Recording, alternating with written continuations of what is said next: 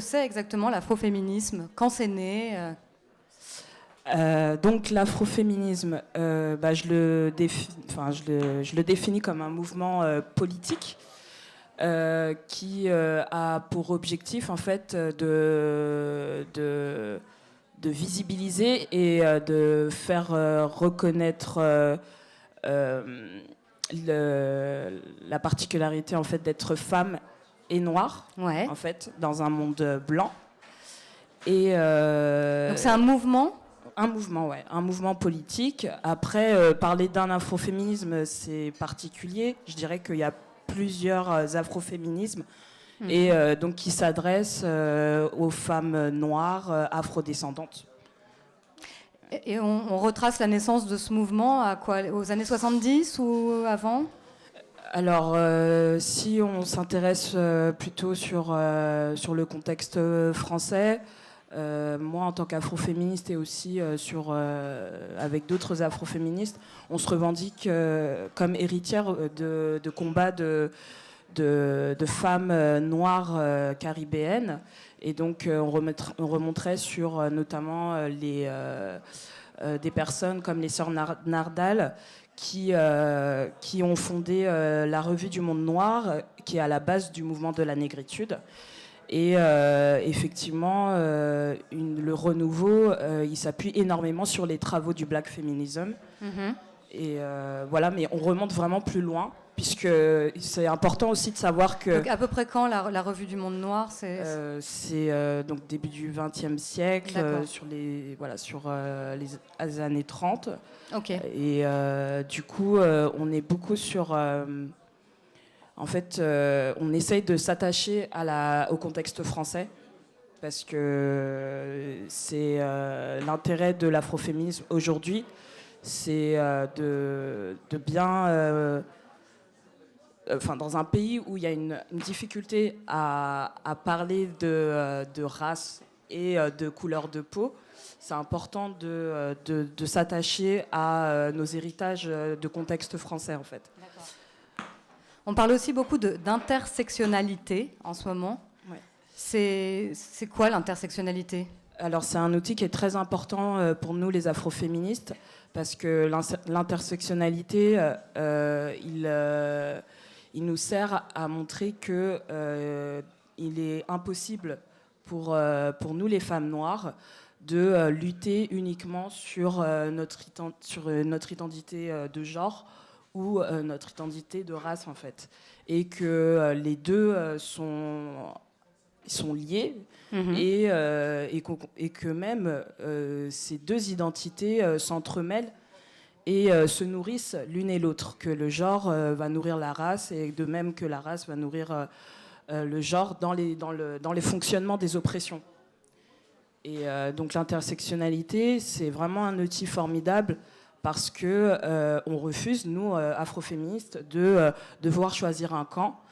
Et aussi, ça nous permet aussi de dire que les femmes noires, on existe par nous-mêmes et qu'on n'a pas à se mettre du côté du féminisme mainstream, donc du féminisme qui est porté par les femmes blanches, ou uniquement être dans un antiraciste qui concernerait que les problématiques concernant les hommes racisés et plus particulièrement les hommes noirs. Mm-hmm. Donc, c'est vraiment cette notion d'intersection. Donc l'intersection, exactement. Et puis, dans notre vie quotidienne, vraiment, il y a des oppressions, des violences, des discriminations qui vont se faire dans...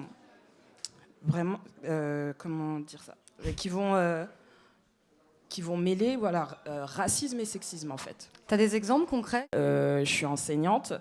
J'ai décidé de faire cette coupe, en plus violette. Et, c'est très beau d'ailleurs, j'aime beaucoup ce violet. Voilà, les petites réflexions de collègues, ça va être oulala, on dirait une tigresse, voilà. La fameuse après, tigresse. Je sais pas, une lionne. Voilà. Oui. Donc c'est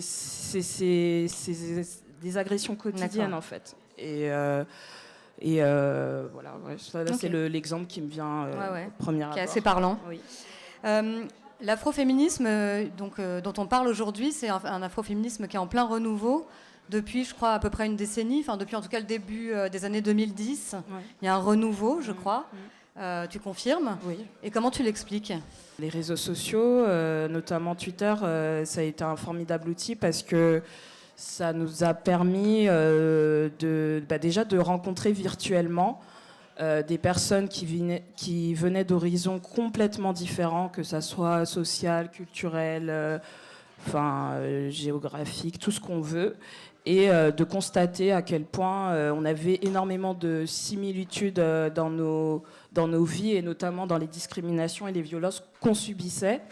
Et c'était vraiment un moyen aussi de s'approprier la parole, c'est-à-dire de ne plus être raconté par un regard blanc, mais vraiment d'être raconté par nous-mêmes.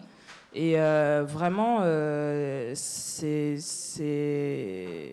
très important. Enfin, c'est vraiment, malgré toutes les critiques qu'on peut faire sur les réseaux sociaux, ça a été vraiment quelque chose de formidable pour ça. Ouais. Et en dehors des réseaux sociaux, quelles sont vos actions? Comment vous organisez? Alors, du coup, il y a tout d'abord, il y a eu la naissance du collectif Moissy. Donc Moissy, ça s'écrit M-W-A-S-I, pour celles et ceux qui veulent aller voir. Voilà, qui est né en 2014 à la suite d'une marche silencieuse pour dénoncer les violences faites aux femmes, notamment à l'est du Congo. Donc un collectif... mais qui est né en France. Voilà, qui est né en France, ouais. Et voilà, qui a été créé par des femmes afrodescendantes françaises. Et donc qui mène énormément d'actions très diversifiées, notamment à travers des manifestations.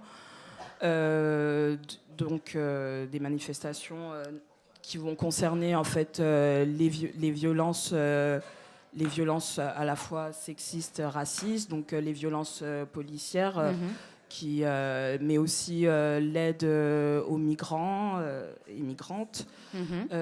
C'est passé aussi par des marches lors du 8 mars, des marches aussi contre les politiques impérialistes, ou encore pour la défense aussi des droits des minorités sexuelles, puisque ce qui est important aussi, je pense, en tant qu'afroféministe, c'est de prendre en considération la multiplicité des oppressions, et que justement la libération des femmes noires, elle passera par la libération en fait des plus opprimés, et donc ceux qui cumulent des oppressions liées à leur transidentité, à leur homosexualité, à leur handicap, etc. Ok. Ouais. On va finir sur une note d'espoir. Ouais. Quelles sont les victoires du mouvement afroféministe ces dernières années, et quel est son espoir en ce moment? La première victoire, je dirais que c'est déjà d'avoir pu poser le concept d'afroféminisme dans l'espace public, et du coup de préciser que la vie des femmes noires, c'est politique. Et ça, c'est extrêmement important. Et puis, les petites victoires, c'est les réseaux qui se mettent en place, des réseaux d'entraide, des solidarités, et puis même les mots que l'on reçoit de personnes qui se sentent enfin visibles grâce à ce mouvement politique. Voilà. Bravo. Et merci. Voilà. Merci.